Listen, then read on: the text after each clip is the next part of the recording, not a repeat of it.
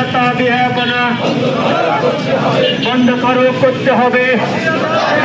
দ্রব্যমূল্যের ঊর্ধ্বগতি নিয়ন্ত্রণ করতে হবে। দেশের আকাশে পবিত্র রমজান মাসের চাঁদ দেখা গেছে, ফলে আগামীকাল বৃহস্পতিবার থেকে রোজা শুরু। আজ রাত থেকেই ধর্মপ্রাণ মুসাল্লিরা তারাবির নামাজের মধ্য দিয়ে রোজা রাখার প্রস্তুতি শুরু করবেন।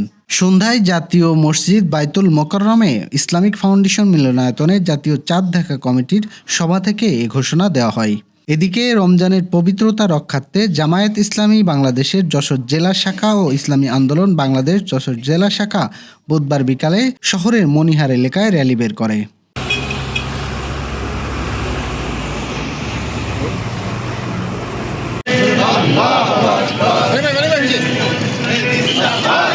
হবে দ্রব্যমূল্যের ঊর্ধ্বগতি নিয়ন্ত্রণ করতে হবে। ডেস্ক রিপোর্ট, গ্রামের কাগজ।